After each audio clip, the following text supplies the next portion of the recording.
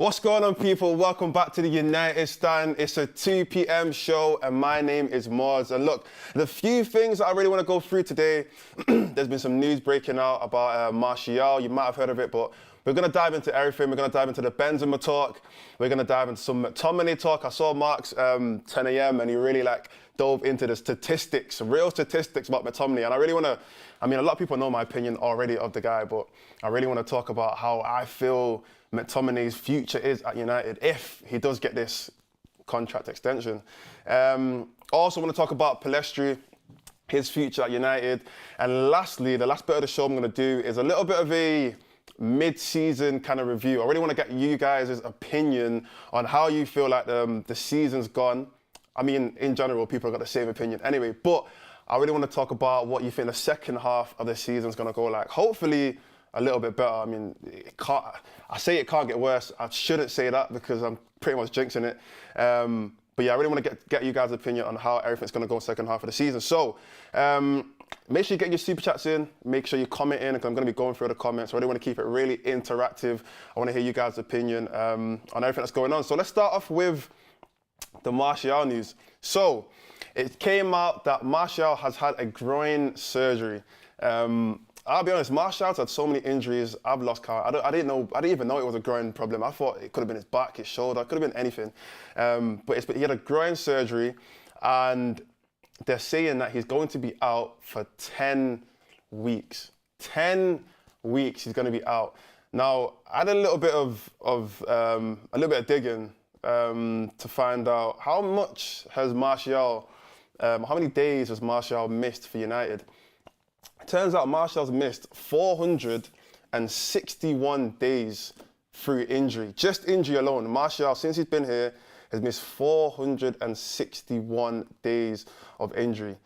That's well over a year. That's, in my opinion, that's wild. For a player who was supposed to be, at the time, he was supposed to be our future. He was supposed to be the future Man United as a striker option. He was supposed to be a main player that's going to be playing 30 plus games a season. He's missed over 450 games through injury, and he's about to be out for another 10 weeks. So, you guys can do the maths. So that means he won't be back until April. Now, that's pretty much the season done, I'll be honest. By then, we will probably know where we're going to end up. We'll know if we're going to go on a top 4 charge, a top 6 charge. We'll know if, we're potentially going to be doing well in the FA Cup, if not. So by the time he comes back, in my opinion, the season's pretty much done for United and for him as well, to be fair. But I want to do a quick poll. The poll is going to be, do you think Martial has played his last game for Manchester United? Let's get that in the poll. Do you think Martial has played his last game for Manchester United? I think that's going to be a bit of a interesting one. In my opinion, only because right now that striker options are a bit up in the air. We kind of don't know what we're going to be getting by the end of January. The window closes next week. So, is it next week? Yeah, the window closes next week. So we don't know if we're going to get a second striker in. If we do get a second striker in on loan, there is a potential that Martial might not come back. He might come back and then be ill. So let's get this poll in and see what people are saying. Do you think Martial has played his last game for Man United? Now, one of the problems that United have right now is money. I think everyone knows this already. The biggest club in the country is broke. It's crazy to think, but the biggest club in the country is broke. And we're trying to save money. I never thought in my life I'd say that, but Manchester United are trying to save money. Yeah, we're on a bit of a saving scheme, bargaining scheme. And Martial's contract, we're going to be paying him £4 million. £4 million. That's a lot of money for a player who's just sat on the bench. £4 million. He's 27 at the moment, supposed to be entering into his prime, and he's got 2 more years left on his contract. So technically, if things somehow work out, he could still stay till next season. In my opinion, I hope it doesn't, because he's 9 years into his Man United career, and technically next year is his testimonial, which is, I spoke about it on my last show. There's so many, no, not so many, but there's a few players that are nearing this 10-year testimonial. Rashford's been here for about 9 years as well. Luke Shaw's been here for about 9 years as well. Now Martial's been here for that long. There's a few players who I'm looking at and I think 10 years is supposed to be a special occasion for a player at a club. That's supposed to be like you've done an amazing job to last 10 years at this club. We've got a player like Martial who's 9 years in, and genuinely, I couldn't even tell you his best season. I couldn't tell you an iconic thing that he's done for the club. So I really think it's time that he does leave, he does move on. Like people are saying in the chat, very injury prone. It's in my opinion, it's his last game. His last game's done. So the poll is come out. The question was, will Martial play for Man United again? 33% have said yes. 67%, well, it's changing a little bit, but 67% have said no. So most people think no. Most people think he's going to come back and play a few more games. But I mean, like I said before, if we get a striker in, I mean, we're going to talk about Benzema a little bit. Other potential loan deals that we can get in, Choupo-Moting. But if we do get in, let's say we get in Benzema, as crazy that could be, if we do get in Benzema, why would Martial play? Like, that's the question. Why would Martial play if we had Benzema in the team, if we had Højlund in the team? I mean, I'd even put Rashford up there, and Rashford as a striker, I don't really trust too much, but in my opinion, he's not needed to play. He's not going to add anything that those two players can already add. And the whole point of having a backup striker is, one, to rotate. So they could be just as good as the main striker, but we don't want to be wearing out our players and making them play 50, 60 games a season. So you need a backup striker to rotate. And also, a backup striker is needed for something different.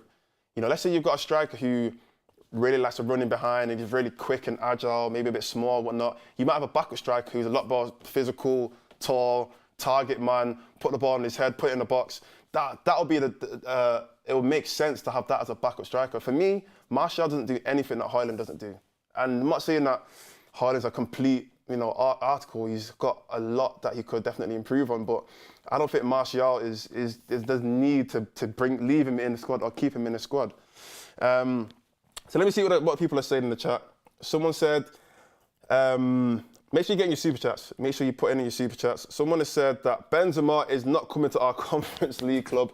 I'll be honest, quickly to point on that, I would genuinely rather not be in anything in a Conference League. I don't even want to be in the Europa League, but I don't mind it because it's still, if we do win it, I'm still going to be happy. I genuinely don't think I'd be happy if we won the Conference League. I don't think I would be excited. I don't think I'd sit there in like wherever I'm watching the game and be super excited and happy at the fact that we won the Conference League. That for me would just show like our levels have since like crazily dropped to the ground. So I don't want to be in the Europa League.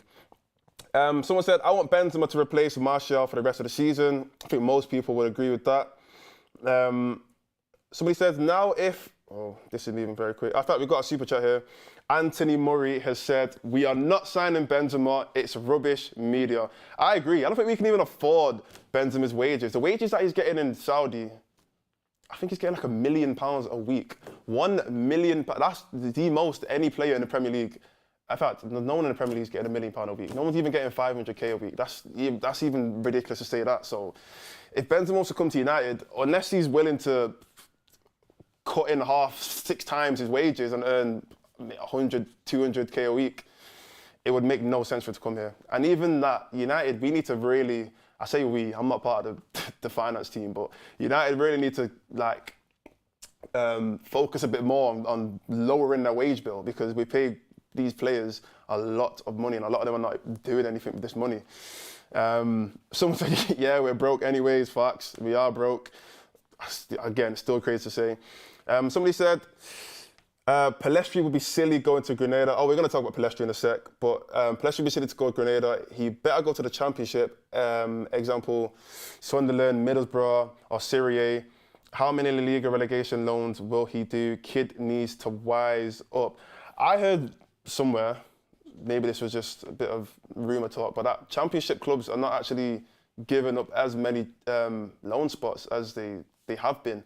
So a lot of teams are having to look abroad to send out players on loan because the Championship isn't as open to loaning a lot of these players. Maybe that's just a rumor, I don't know, but that's just what I've heard. So my prediction is Benzema won't leave Saudi. Potentially he'll join Al Nassr or someone in Saudi. I feel like a lot of people want to leave Saudi. I've seen Jordan Henderson pretty much force his way out of there and go to Ajax. And I'm hearing a lot of other stories about, Firmino's not been playing for like months. I've heard other like top players, well previously top players that have gone to Saudi speak about how they actually are willing to leave. And it's not as nice and as luxurious as, maybe yeah, it is luxurious, just living wise, but to play in the Saudi league, it's not as nice as people think it is. So I do think that Benzema genuinely wants to leave. Steve Willocks, super chat in from Steve Willocks. He says £172 million a season for Benzema, £3.3 million. Is that what Benzema's wages? Wow. 3.3 million. That can't be true. That must be a different currency, because there's no way. 3.3 million pounds a week. I need to go Saudi, that's crazy. Anyway, somebody said, is Vinny coming? There's so much news about him. Highly, highly, highly doubt it. Highly, highly doubt it. Like, even if we could afford him, why would he come to United? He's just won a Champions League. He's playing in the best team in the world, with the best players in the world. It makes no sense. The only thing that would make Vinny leave Real Madrid is if, for example, someone like Endrick was to come in and just absolutely go crazy. And all of a sudden, now someone's got to get dropped. I doubt it'd be Vinny.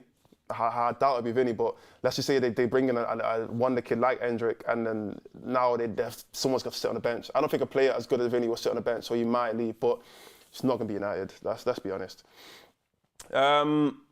Somebody said, Benzema won't take a drop in wages to play for a third-rate team like us. I agree. I don't think he'll drop his wages either. Especially, I think at that age, a lot of players, the reason why they went to Saudi was for the wages, was because they're coming up to the later stages in their career, and it would just make more sense for them to evidently choose money over like playing at a top level. Benzema's won 5 Champions Leagues. He's won everything there is to win. He's won a Ballon d'Or. Has he won no, he wasn't at the World Cup actually. He didn't win the World Cup. But he's won pretty much everything that he needs to win. So it makes more sense for him to pick the nice wages, the ridiculous wages. If that's true, ridiculous wages, than to come United and play in the Conference League. It doesn't add up. But if he does come, then wow, fair enough. Ineos, you did well. Anthony Murray, another super chat, has said, clear out before recruiting is the key. Facts. United have had a problem for the past 10 years for not clearing out players. And in fact, that leads me nicely onto the next point we're going to talk about is McTominay. Now, Mark, in his show earlier, dove into the stats about McTominay very well. And I think it's hard I don't understand how people still defend him. Like, I feel like I'm watching a different McTominay than what other people are watching. The people who defend him, I feel like I'm watching a different McTominay because I genuinely don't see the positives. I don't see any positives. I don't see why we'd need to keep him forget the first team, in the squad. Why do we need to keep him in the squad? We've got so many midfield. Van der Beek was probably more useful than McTominay. Like, if Van der Beek can sit on the bench his whole short United career, then why can't McTominay? What, is it because he's an academy player? Is it because he's a nice guy? Are we keeping players because they're cool? Is that what we keep players for? On the pitch, he does genuinely nothing to add to the team. Genuinely nothing. In fact, I feel sorry. I don't feel sorry for him. Let me not lie. But the fact that Mainu has come in, and I've said this countless times, the fact that Mainu has come in and he's performed the way how he's performed in such a short amount of time, it's made me really realise how poor McTominay has been. Because the fact that a player can come in he's like, 6, maybe even more than that, 6, 7, 8 years younger than him. Mainly's 18, McTominay's 26. My maths is about 8 years. He's about 8 years younger than him, and he's been able to put up these performances against big teams as well, not just any, FA Cup, Carabao Cup team. I'm talking about Premier League, Bayern, Liverpool, Newcastle, like big teams, strong teams, and he's able to put up these performances. It's kind of highlighted, it's showing us clearly how poor McTominay really is. Let me see any more chats. Before buying a striker, we need some wingers and midfield able to service who we have. No need to buy a striker before we have someone to serve them. Yeah, I mean, we're gonna talk about the winger options anyway. We're gonna talk about a bit about Pellistri, but that is completely true. Somebody said, I don't defend him, but apart from Manu, all midfielders need to go. Wow. Don't understand why the focus is just McTominay. It's because he's the worst one. Like, he's the worst one and he plays. If McTominay never played, I wouldn't care. Nobody complained about Van der Beek. He wasn't playing. Because he plays week in, week out. And it's like, not only does he play, but he plays in the wrong positions for him. He's not even good enough in his position, but we're playing him in another position, which is even worse than what he plays in his own position. We're playing him as like a 10, sometimes as a second striker. He plays worse as a second striker than he does in his own number 8 position. That's why it's frustrating. That's why it's like, we need him to go, because he's taking up somebody else's position. Somebody else could play in that, could play there. Mainly could play there. Eriksen could play there. Mount could play there. But instead, we're playing him over and over and over again. And we've been doing this for years. Playing him over and over and over again when there's other players that could play there. And yes, we probably needed to bring in potentially some more midfielders if Casemiro leaves, if Eriksen potentially leaves sooner or later. But as of right now, because everything's kind of still up in the air, because he's here, and we're thinking about, I say we, the club are thinking about giving him an extension. That's why a lot of people are getting onto him. Somebody said McTominay needs to go. McTominay needs to go. What else are people saying? He has no position. Facts. What is McTominay's best position? Because if you say it's a 6, McTominay in a 6 is frightening. That's genuinely scary. That's just a recipe for disaster. That's someone who can't collect the ball from the defense or even from the goalkeeper. Sometimes I feel like he can't even take the ball on the half turn. You know, that's like academy basics. Like, they teach you that when you're like 6 years old. Take the ball on the half turn and move it forward. Sometimes I see him get the ball and it takes him like 2-3 touches just to turn around. I know people personally that can play that position better than him. So he's not a 6. He's definitely not a 10. Because creative-wise, like I said, Mark spoke about this in the show at a 10 a.m. show. Creative-wise, he's not. There's about 10 players. I'd rather Martinez in the 10. I'd rather Casemiro in the 10. I'd rather anyone in the 10 over than McTominay. I've never seen him do anything spectacular. He's never had more than 1 Premier League assist in his 9. How long has he been here? 8, 9 years. He's never had more than 1 assist in the Prem, and we're gonna put him in the 10 position. He's just taking up space. And then the 8. I mean, for me, the most valuable part of being an 8 is the fact that you're pretty much all over the place. You know, you need an 8 that can go box to box. You need an 8 that can, not only they can attack, but they can defend really well. They're always looking for the ball. They're pretty much involved in every aspect of the game. Not McTominay's role at all. Not McTominay. That's like the opposite of what I even think of. When I think of McTominay, that's complete opposite. And I don't even mean to get onto McTominay this much. I know this might seem very harsh. I hope he's not watching, but I hope this might seem very harsh. But it's a bit frustrating when you just keep hearing McTominay new deal, McTominay this, and then you see him play over players like Manu, over players like even Eriksen and whatnot, and it's like he's just taking up space and we're losing. So it's like, why are we still running the same formula? It's not working. Let me go back to the chat, see what people are saying. 2 of McTominay's best games were against Leeds. Yeah, I remember when he scored it wasn't a hat-trick, but he scored like a few goals against Leeds and we absolutely destroyed Leeds. But it's not, it's cool, it's not amazing. Bro, we can't score goals and he can wake up with him in 20th, okay. Someone said Ricky can explain what McTominay's position is. Genuinely, I think Ricky's the only person with an explanation. Whether his explanation is right or wrong, you have to listen to him and see, but he's the only person I know with an actual explanation. Someone said Ten Hag will ruin Benzema. He'd have him training on his own by March. Facts. How many players have we seen? I think that's Ten Hag's tactic, you know. Like, he doesn't discipline anyone. He just says, you just go train by yourself. I'll exclude you from the team. It doesn't matter what you've done. he might just be late one time. You're not training with the guys. You have to go and train by yourself. Imagine if Benzema comes in and he has problems with Ten Hag. I think that will confirm what the problem's been this whole time, actually. Because Varane had his own little problems with Ten Hag. Martial was apparently training by himself for whatever reason. Obviously, we know Sancho has had his problems. If Benzema comes in and he has problems with Ten Hag, I mean, I'm Ten Hag in, but that would definitely sway me out. Someone said Ten Hag can't manage big players. Interesting. I mean, what are the big players that Ten Hag has had? He's had Ronaldo, who did not end well. Wait, did he have Ronaldo? Did he have Ronaldo? Am I going crazy?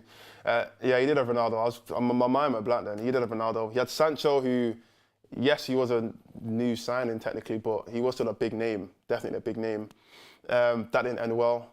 What other big names have United had? I mean, Bruno was one of our biggest players, and that hasn't been too bad to be fair. I mean, he plays Bruno every single game, so he definitely likes him. Rashford, I don't think there's actually been any problems. Only the fact that he got dropped for being late that one time, which he can't complain. He was discipline. But yeah, I mean, maybe you're right. Maybe Ten Hag definitely can't. And Varane's a big name. Yeah, you're right. That obviously ended. Well, I guess now it's been resolved, but that's another dispute. I think the fact that there has been this many disputes between big players and the coach is actually a big warning sign. Because I mean, you look at other teams. And I genuinely hate comparing United to City. That's one of the things that I like. It makes my skin boil just having to compare it to City just because it just reminds me how far behind we are. But City have a lot of big names. In fact, half of their team are big name players. You rarely hear problems coming out with them and Pep. Maybe the club are just good at keeping it under wraps, maybe, but you rarely hear problems coming out. You rarely hear this guy had to go and train by himself or whatever. Pep usually just sells guys. Like, if there's any problems, Pep just says, okay, Yaya Toure at Barca, okay, bye. We don't need you no more. What, Cancelo, bye. We don't need you. You are Sane, bye. We don't need you. Sterling, bye. We don't need you. And they still win. So Pep, he has like this kind of ruthless kind of energy when it comes to him, but you don't really hear a lot of problems. Someone said, imagine Pogba on the Ten Hag. They'd be fighting on the pitch. There'd be fights on the pitch. Someone said this summer is probably the best option for a clear out. I think every summer from now is the best option. We definitely need some kind of wipeout. I remember when we had Phil Jones. Phil Jones only left the other day. That's how wild it's been. I remember seeing the United squad team, and I saw Phil Jones, and this was not that long ago. And I was thinking, we still have Phil Jones on our page, on our paychecks. That's wild.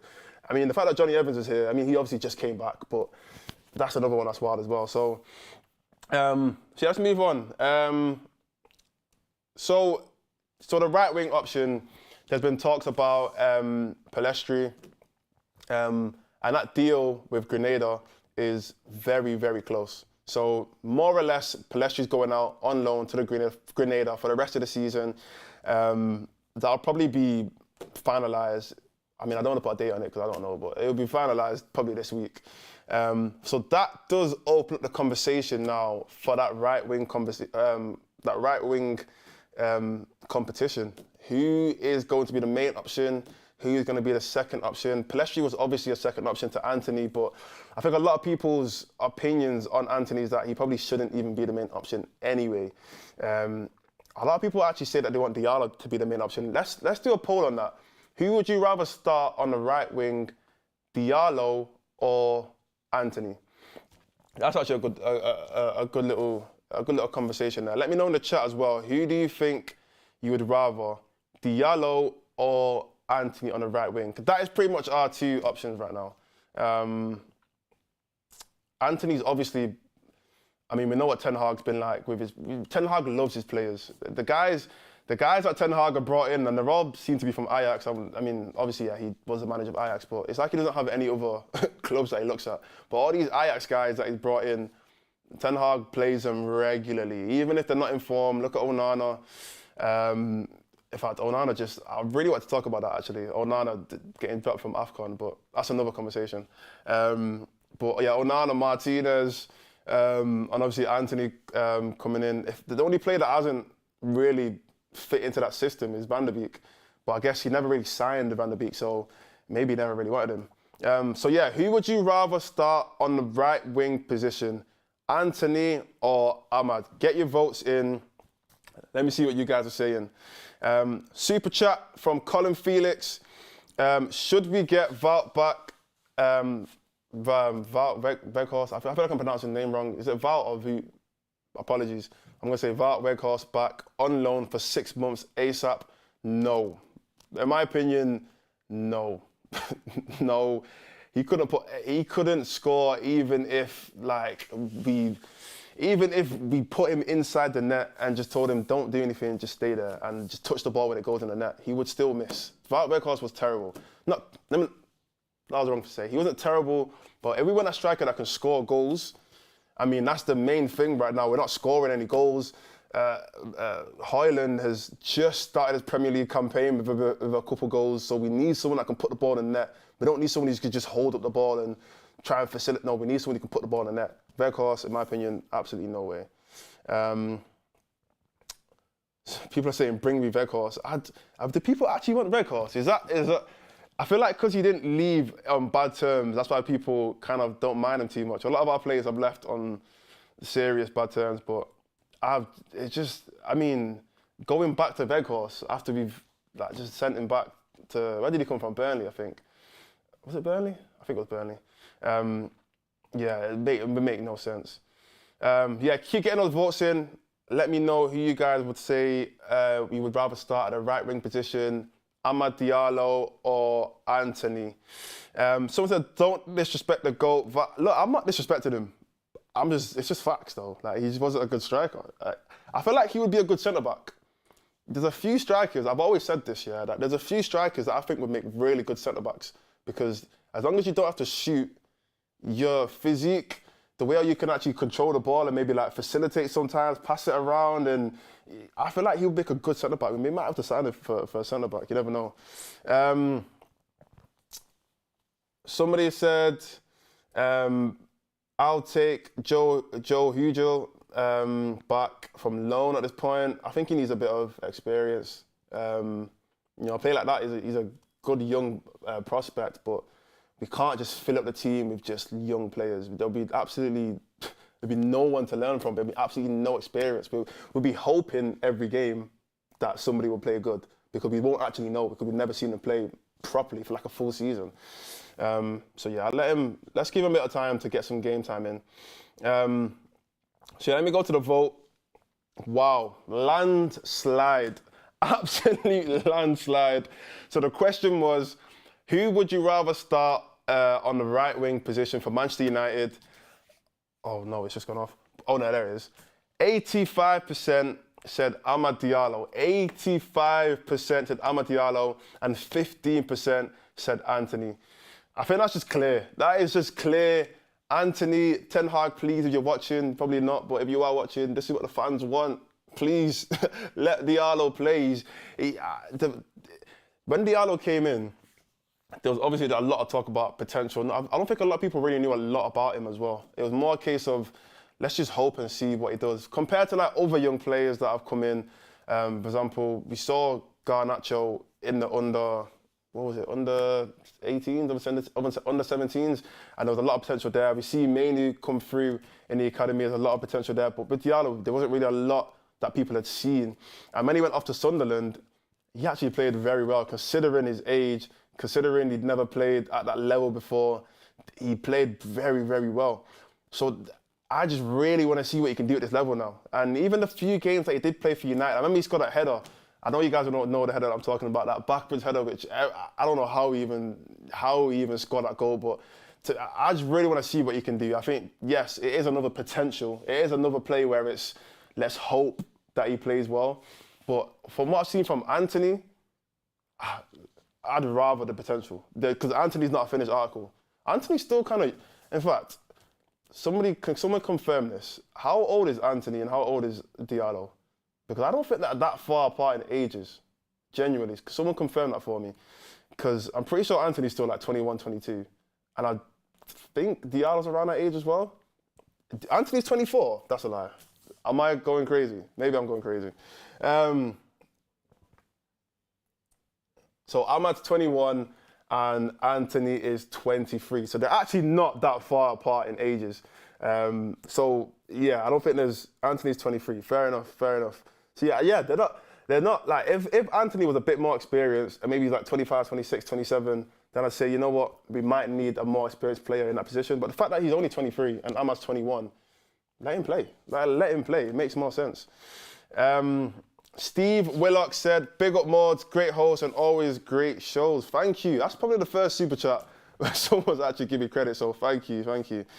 And let me see what the chat is saying. Everyone's saying he's 23. Thank you. Someone said Anthony can't dribble to save his life, which is wild for a player that's supposed to be here for his dribbling.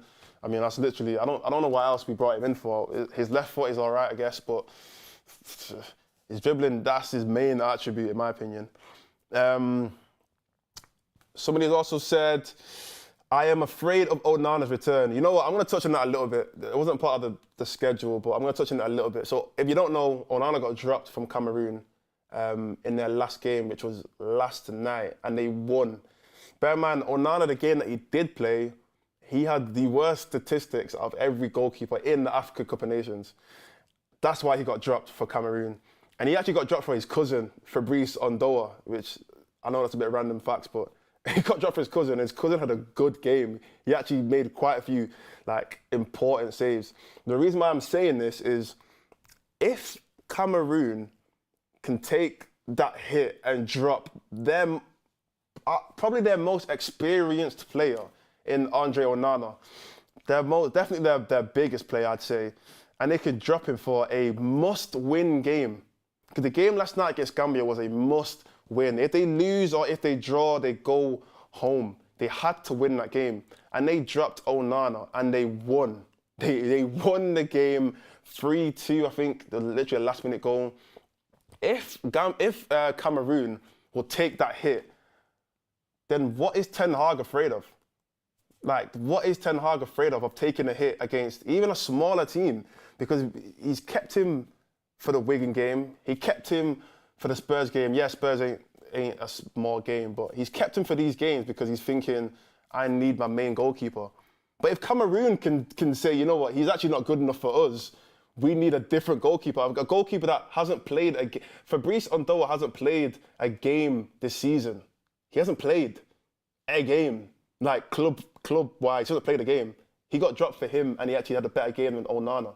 So if Cameroon can do that, why can't Ten Hag do that? If Onana's having consecutive bad games, why can't he take that hit? We have a backup keeper who is, yes, I'm not saying he's the most experienced player, but we have a backup keeper that's there that you brought in. It's not like he was just there. It's not like he's Tom Heaton. You brought him in. Why can't you drop him for him? What are you afraid of? You've clearly seen now that it's worked. Somebody's taken that hit, dropped an Onana, and it's worked out, but you're afraid to do it. Anyway, look, I'm not supposed to be getting into that, but I just think that's a bit crazy to think that Cameroon can drop their biggest player, their most experienced player in Onana, and then win, but Ten Hag is scared to drop. He's nowhere near United's biggest player. He's not even his biggest signing, but you're afraid to drop him in case Bayern there has a bad game.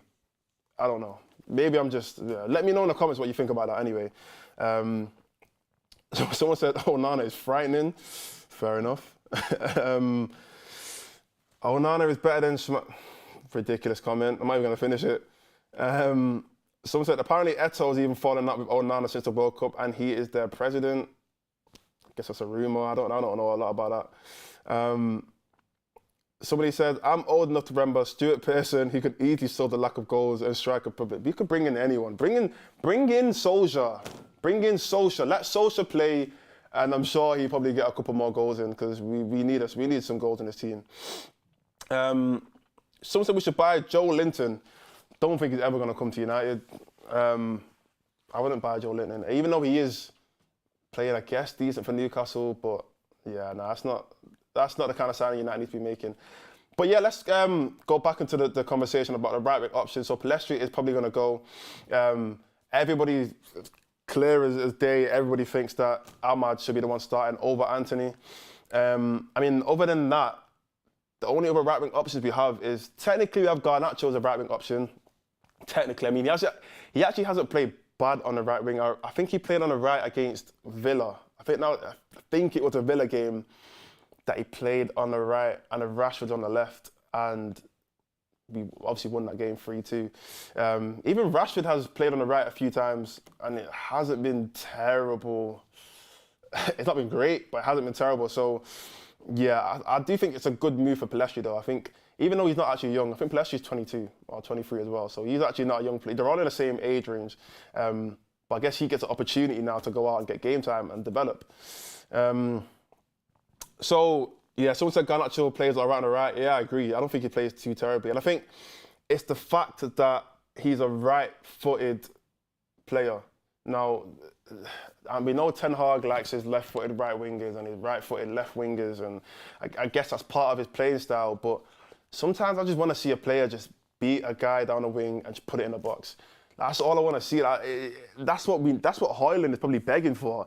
He's probably saying before the games, like, guys, I get it. You want to cut in, shot, top bins, top corner. I get it. Like, you want to score goals, but please, like, the times that you have taken it down the line and you put it in the box, I've had some good opportunities and I could have potentially got some goals in. But because they don't do that a lot, because we don't have right-footed right wingers and left-footed left wingers, they're not really doing that as much as they should be doing, or much as they could be doing it anyway. So yeah, I think Garnacho on the right is actually it could be a good option. It could definitely be a good option. Somebody said, Anthony, talent, yes, but has low football IQ. Never gonna work. Was the same when he played at Ajax. Ten Hag played him for the dribble threat he possessed in Eredivisie. That's what I was saying. The dribble, that was supposed to be his main attribute, the fact that he can dribble. And the fact that now he doesn't even do the fidget spinner no more. That was the only thing that was entertaining. He doesn't even do that anymore. So what's he good for now? Somebody said Wayne Rooney is jobless right now. That's good to know. I don't want another United legend. Please, no. Don't want another United legend. In fact, let Carrick have 5 more years. Where's Carrick again? Mine's gone blank. Let Carrick have another 5 more years. Middlesbrough. And maybe if he works his way up, maybe we could potentially look at him. But the whole ex-players becoming manager thing, it actually rarely works. I mean, people thought it was going to work for Lampard. Where's that? What happened to that? People thought that Gerrard was going to go to Aston Villa, do a good job, and then go to Liverpool. He couldn't even make it at Aston Villa. Now he's in Saudi. You look at Xavi for Barcelona, decent season last season. What's going on this season? Don't know. I mean, Solskjaer for United. Who else? The only one that's actually worked is Arteta, which, fair enough. But he hasn't won that. He won the FA Cup. Hold my hands up. FA Cup, cool. Played 3 games, won the FA Cup. But it doesn't actually, in my opinion, the whole ex-legend thing, it's like a fairy tale. It's like, oh yes, he's going to come back and he's going to do what he did when he was at the club. It rarely works. I don't want Rooney back. I'm sorry. As much as I love Rooney, genuinely my favourite United player, honestly, please, Rooney, just stay out the conversation until you're ready. When you're ready, then we can speak. Oli, someone said Oli was better than Ten Hag and wasn't backed. Debatable. Is it debatable? Should we do a poll on that? Should we do a little poll on that? Oli or Ten Hag? Because I'll be honest, if you asked me this at the start of the season, I would have 100% said Ten Hag. 100%. Even though Oli was this counter-attacking, nice, friendly, a bit more free-flowing football. There's a lot more goals in there. I still don't think that Oli is a better manager than Ten Hag. I don't know. I don't think. Let me know, actually. Let's do a poll on that. Who was a better manager, Oli or Ten Hag? I think that would be interesting, actually, because I spoke to someone recently about that, and it was on one of the calling shows, actually. It was on a calling show I did with Beth, and they were adamant that Oli clear of Ten Hag. Like, there's not even a conversation. What Oli was doing, like, numerically, statistically, they were pretty much saying that, yeah, Oli was way, like, light years ahead of Ten Hag.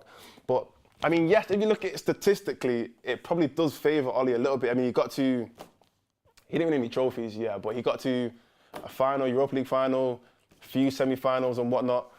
But my only thing with Oli was the fact that I just don't think he was, this sounds harsh, but I just don't think he had the he had it in him. He had the dog in him. I don't think he had that big boss mentality to fully lead this club to dynasties. You know, I don't think he had that mentality of I'm the boss at the biggest club in this country. I feel like it was more like a fun kind of, you know, let's just see how it goes. And there was a little bit of a honeymoon period at the start. You know, Rio Ferdinand was slapping the contract, telling him to sign in and whatnot. You know, we'll beat PSG in Champions League. Yes, it was all nice, rainbows, everything was fun. But I think we quickly realised that he was not ready to manage a club that size. And even with the whole Ronaldo situation, Ronaldo was a boss. Let's be honest. Ronaldo was a boss. Like, when he came to the club, I don't think Oli even wanted Ronaldo. I'm pretty sure that deal happened. I have a feeling that deal happened and Oli was the last person to be told about it. I have a strong feeling that when that Ronaldo deal happened, they sorted it out, contracts were signed, phone calls were made, Alex Ferguson was on the phone, Rio Ferdinand was on the phone, was it Ed Woodward at the time? I can't remember, but there was a bunch of people at the time making phone calls. And then at the end, they said, Oli, we've got some good news. We're getting Ronaldo back. And he just sat there and smiled. I have a feeling that's how it worked. Somebody said Leverkusen coach Xabi Alonso not coming to United. Like, I don't think it'll be in his interest to come to United. He's an ex-Liverpool player. I don't think he'd even want to do that. And why would he leave a team that's playing very, very, very well right now? Like, they have players that we want. They've got Frimpong, they've got, who else? Wirtz. They've got players that United actually want to sign. So why would he leave when he has those players already? And actually, like I said, they're playing well. They're competing with Bayern. Bayern just lost, I think, the other day. So why on earth would you leave a team like that and come to United? It makes no sense. We don't have that pool no more, unfortunately. Let me see what the poll is saying. I'm speaking a lot, so my mouth's getting dry. Who is a better manager, or who was a better manager, Oli or Ten Hag? So the poll has said, fair enough. 77% has said Ten Hag, and 23% has said Oli. Pretty much a landslide. I don't think that was even. In my opinion, even though a lot of people do say that they enjoyed Oli's football a lot more and they could see what Oli was doing, I just think Ten Hag's still a better manager, an overall manager. I feel like I just think he was a better. I just think he was a better manager. Yeah. Somebody said Middlesbrough is mid-table in the Championship. Any more super chats? Send in your super chats. I don't think I've missed any. I hope I haven't missed any, but I don't think I have. So the last 50 minutes, and what I really wanted to do for this, to end off this show, is really look, we're halfway through the season. We're about 21 games in, pretty much midway through the season. And I wanted to know what you guys' opinion are of the first half of the season, but also how you think the second half of the season is gonna go. Now, I'm an optimistic United fan. I always think we're going to do better than what we actually end up doing, just because I hate just being depressing and saying, yeah, we're going to lose, we're going to do this, whatnot. I always want to believe that we're going to play better than how we actually end up playing. So in my opinion, I think the second half of the season is going to go a lot better. But the reason why I think it's going to go a lot better is I think this break that United, the players have had, that the club has had, I think this break has come at the perfect time. I think, one, injury-wise, Casemiro has come back. He's back in training. Martinez, he has played a couple games, but I think he's going to be fully back to his 100%. I think all the other players that were injured as well, I feel like they've got a bit of a good run of games to ease themselves back into the season. I also think just the break in general, other than the players that are playing like AFCON and the other international tournaments, I think the break in general for everyone is needed, especially someone like Bruno. He's played so many games this season. This break has come at the perfect time because I feel like the players are a bit worn out, not just by physically, but I think mentally as well. A lot of the players are just worn out. It's been a horrible season. Like, it's been genuinely a horrible season. I mean, statistically, we've got 32 points and our goal difference is -5. We have a -5 goal. Wow, we have a -5 goal difference. That's crazy. So we're on 32 points right now, midway through the season. Like I said, -5 goal difference. It's been a draining season for a lot of players. There's been so much antics that's gone on in the club. The whole Sancho thing. I mean, Rashford's had probably the most mentally draining season he's ever had in his career. There's been so many injuries from players. There's been the Anthony situation. There's been when was the Greenwood thing? Was that the start of the season? I think so. Even players like Maguire, he's been injured. Varane's had his disputes, and I just think that this break that the players have had. I mean, if you follow a few of the players on social media, you'll know that a lot of them are going on holidays. A lot of them are taking time out. They've actually relaxing a little bit. In my opinion, I think this is going to be a bit of a catalyst, something that's going to help change the mentality of the players, so that when they do come back, and they do come back into training, which they should be back in training by now, I just hope, I just hope that this is kind of something. This is something that's going to change the way they go into games now. I just hope that this is going to be a bit of a kickstart. I know we're 21 games in, but this should be a kickstart to the second half of the season. So. Everyone's saying, I hope you're right. I genuinely do hope. I'm begging that I'm right. In fact, let me get a little poll. This is the real question I want to ask everyone. So like I said, with 32 points into the Premier League, yeah, forget everything else because we're out of most competitions other than the FA Cup. I think the FA Cup is going to be luck. We're just going to have to get lucky to win that. But this is going to be the poll. Do you think we are going to have a better second half of the season than the first half of the season? Maybe just put, do you think we're going to have a better second half of the season? Now, I looked at where we was last season, and by this point, we had 40 points. So we had 8 more points, but we also had +8 goal difference. So we had an extra, my maths is terrible, 13 goals, goal difference. So yes, obviously we were at a better point. I think everyone remembers us being at a better point. But we actually ended the season with 75 points. Now, big if, very big if, but if we were to end the season with 75 points, we'd need to gain an extra. I need to stop doing these maths things because I'm so bad. I think that's an extra 43 points that we'd need. 43 points. I think Man City have 40 points right now. So we need to equal Man City's season that they're having right now to get what we had last season. So do you guys think we're going to have a better second half of the season? I'm going to put my vote in. Like I said, I'm always optimistic. So I'm going to say yes. Because like I said, I think this break is the refresh.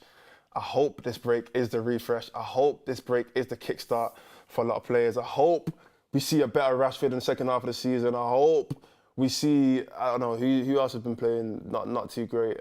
Anthony, I guess. I hope. Højlund, I mean, he has got a couple of Premier League goals under his belt right now. So I hope that really kickstarts into the second half of the season. We can see a lot more from Højlund. Like I said, players like Casemiro coming back, Martinez coming back. Technically, we have a full team now. Like, there is no more complaining. Ten Hag cannot complain at all anymore. He can't complain about anything anymore. We have a full team right now. We have maybe Luke Shaw. Is Luke Shaw still injured? Someone let me know if Luke Shaw's still injured. But even if he is, we still have Dalot that can play left back, and we've got Wan-Bissaka that can play right back. Varane's not injured. Martinez not injured. Onana's still there. We're going to have Casemiro back in the team. We've got Mané, who I think should be starting anyway. But on top of that as well, we've got Eriksen. Bruno's going to play regardless.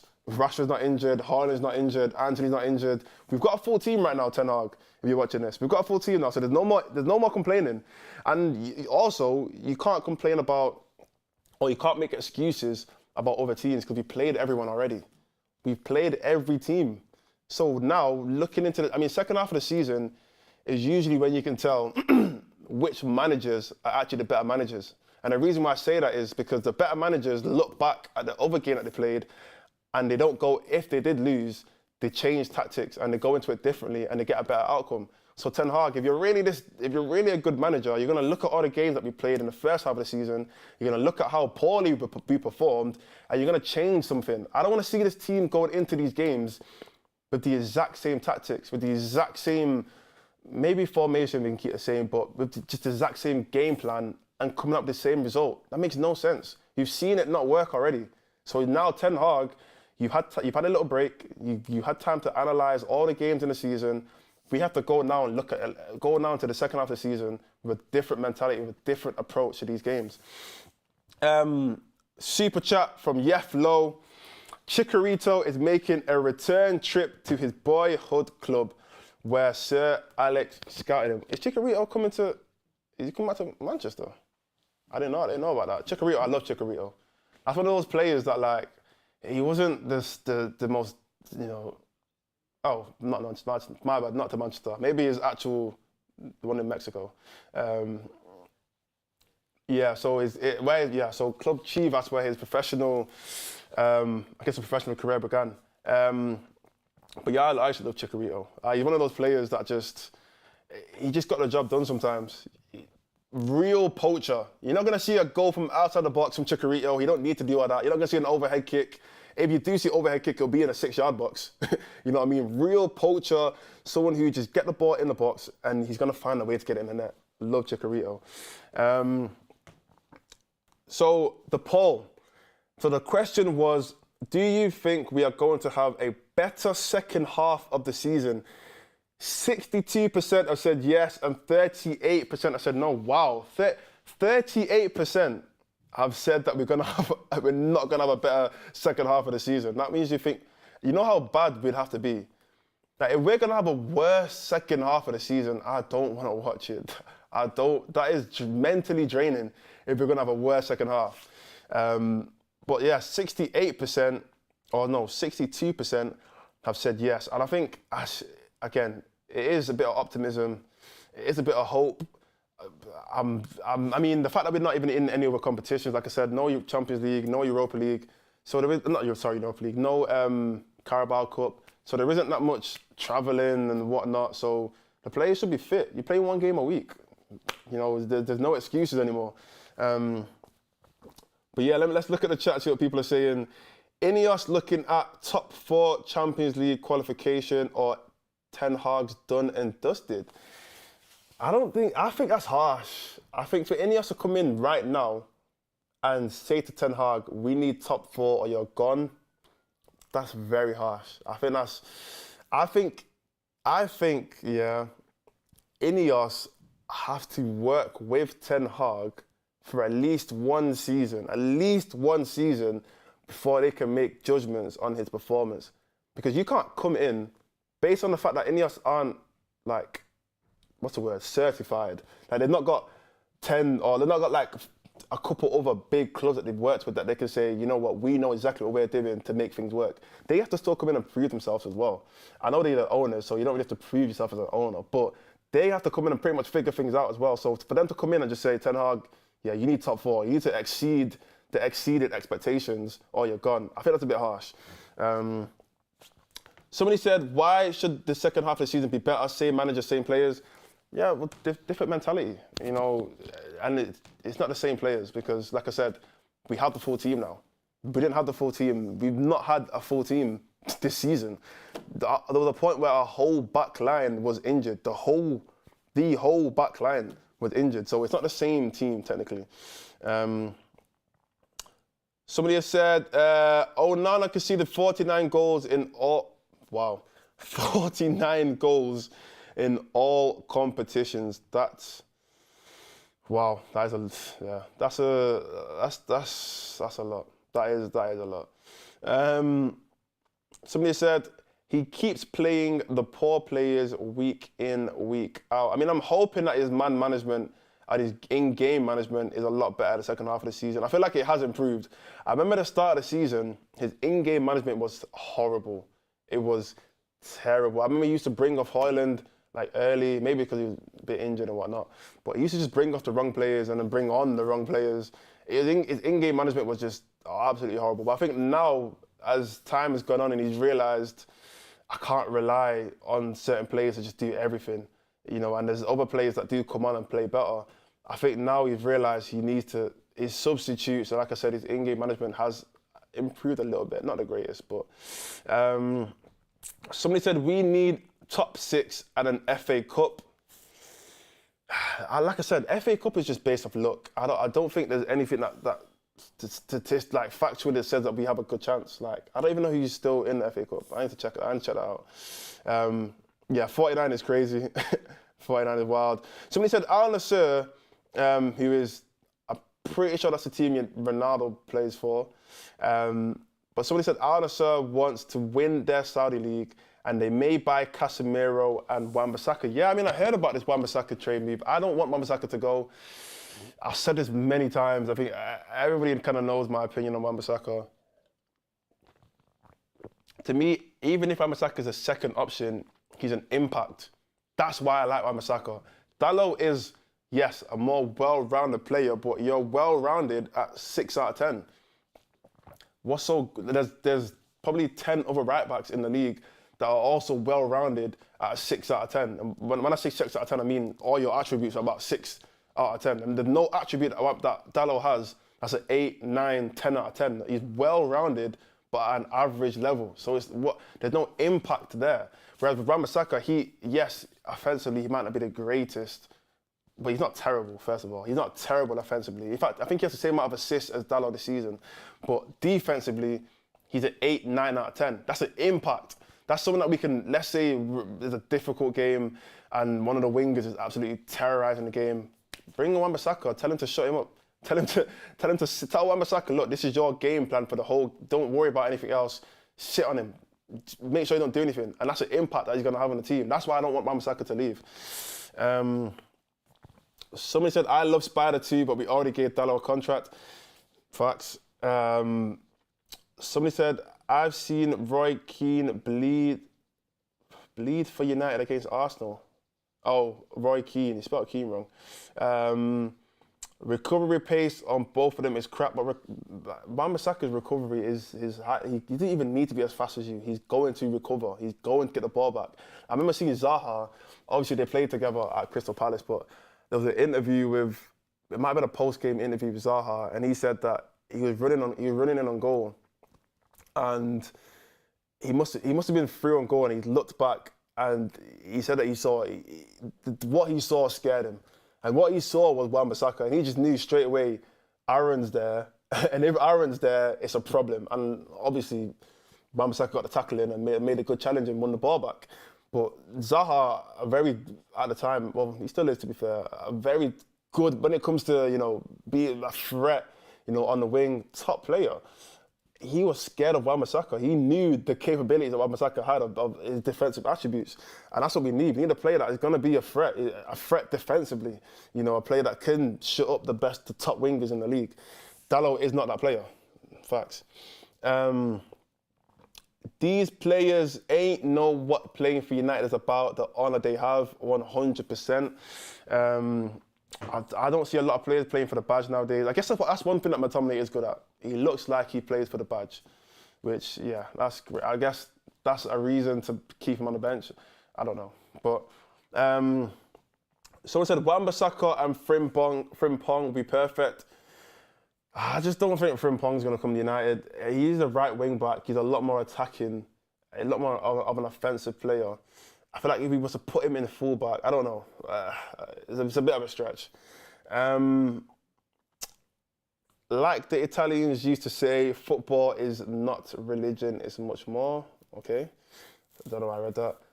Somebody said, maybe we should stop being reactive, be on the front foot like United are meant to be if we build a proper squad with Dalot going forward. Yeah, I mean, to be fair, that has been United's kind of method the past 10 years. Let's just last minute. How many last minute signings have United made? Like, how many last minute January signings have United made? It's always been a bit of a reactive kind of method that we've used to try and build a squad. Sancho would. I'm reading that.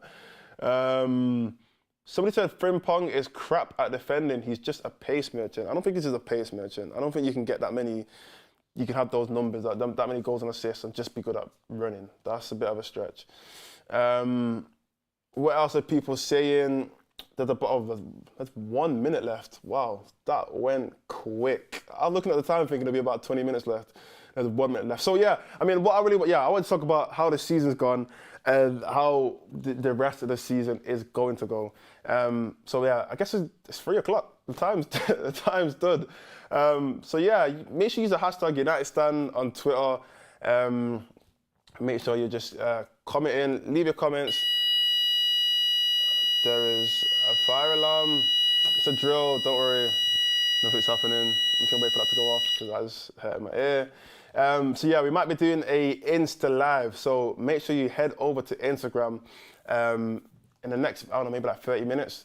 We're gonna be live outside Old Trafford. And yeah, that's gonna be me, probably Sam, talk to you guys. So, getting your questions, getting your comments into that Insta Live. And yeah, 3 o'clock, my show is done. I'm gonna be back next week for some more United news. Thank you. See ya.